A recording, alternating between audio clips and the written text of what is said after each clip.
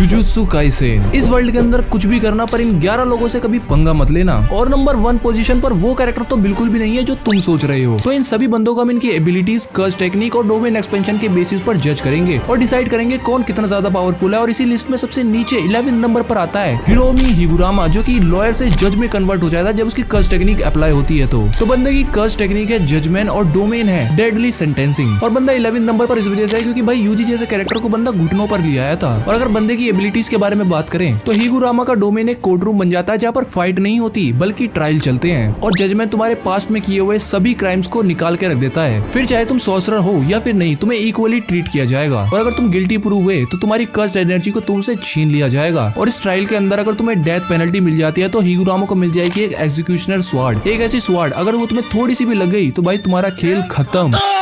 इस बंदे को हैंड टू हैंड कॉम्बैट में हराना हो सकता है इजी हो, लेकिन एक बार इस बंदे ने अगर अपना डोमेन एक्टिवेट कर दिया तो इसको हराना काफी ज्यादा मुश्किल हो जाता है। और नंबर 10 वाला कैरेक्टर इस चीज को काफी अच्छे से पुल ऑफ करता है, जिसका नाम है माहितो। और माहितो ह्यूमैनिटी का वर्स्ट रिफ्लेक्शन है, जिसकी कर्स टेक्निक है आइडल ट्रांसफिगरेशन और डोमेन है सेल्फ एब्डोमिनेंट ऑफ परफेक्शन। और बंदे की अगर एबिलिटीज के बारे में बात करें तो माहितो की एबिलिटी बॉडी पे नहीं सोल पे वर्क करती है। और जुजुत्सु काइसेन वर्ल्ड के अंदर बॉडी सिर्फ सोल का शेप होती है और उस शेप को मैनिपुलेट कर सकता है माहितो। जिसका मतलब माहितो अगर तुम्हें टच कर लेता है और तुम्हारी सोल को किसी और शेप के अंदर ढाल देता है तो तुम्हारी बॉडी भी उसी शेप में कन्वर्ट हो जाएगी। फिजिकल अटैक से माहितो को फर्क नहीं पड़ता जब तक कि उसकी सोल हिट ना हो। और माहितो का डोमेन इसी चीज को इंश्योर करता है, जब माहितो डोमेन के अंदर हो तो उसका गारंटीड हिट लगे ही लगे। और इसलिए माहितो काफी ज्यादा डेंजरस है क्योंकि वो तुम्हें सिर्फ मारता नहीं है, वो तुम्हारे एग्जिस्टेंस को भी चैलेंज करता है। लेकिन इससे भी ऊपर 9th पोजीशन पर एक और कैरेक्टर आता है सुगुरु गेटो। भाई इस बंदे का कैरेक्टर और आइडियोलॉजी तो खतरनाक है ही, उससे भी ज्यादा खतरनाक है इस बंदे की कर्स टेक्निक, जिसका नाम है कर्स मैनिपुलेशन। और बंदा 4000 से भी ज्यादा कर्सेस को तो कंट्रोल करता है। अगर बंदे की एबिलिटीज की बात करें तो गेटो कर्स स्पिरिट को एब्जॉर्ब करता है और उन्हें स्टोर करता है बिल्कुल पोकेमॉन्स की तरह, और जब भी चाहे उन्हें रिलीज भी कर सकता है। हर कर्स का अपना अटैक, रेंज और एबिलिटी होती है, जिसका मतलब है बंदे के पास 1000 से भी ज्यादा फाइटिंग स्टाइल्स हैं। लेकिन इस बंदे से भी ऊपर एक कैरेक्टर आता है जो कि जैकपॉट मास्टर है, और नाम से ही तुम समझ चुके होगे कि मैं बात कर रहा हूँ किंजी हकारी के बारे में, जो कि 8th पोजीशन पर आता है। और बंदे का डोमेन है आइडल डेथ गैम्बल। हकारी का डोमेन एक गैम्बलिंग मशीन की तरह वर्क करता है, जिसमें अगर हकारी का जैकपॉट लग गया तो उसे 5 से 6 मिनट के लिए मिल जाती है इनफाइनाइट कर्स टेक्निक, जिसको बंदा रिवर्स कर्स टेक्निक में यूज करता है। जिसका मतलब है बंदा बैटल के अंदर कितना भी डैमेज लेते रहे उसकी बॉडी हील होती ही रहेगी। और इसी टाइम पर बिल्कुल गोजो की तरह उस बंदे का स्टेमिना बिल्कुल भी खत्म नहीं होगा, जिसकी वजह से ये काफी ज्यादा डेडली बन जाता है। और यही चीज बंदे की वीकनेस भी बन जाती है, क्योंकि ये सारी चीज डिपेंड करती है हकारी के लक पे। अगर लक हकारी के साथ रहा तो बैटल उसका, लेकिन अगर नहीं रहा तो वेल तुम खुद समझदार हो। और इन्हीं सब चीजों को पीछे छोड़ता है हमारा 7th कैरेक्टर और बहुत सारे लोगों का फेवरेट कैरेक्टर तोजी फुशिगुरो।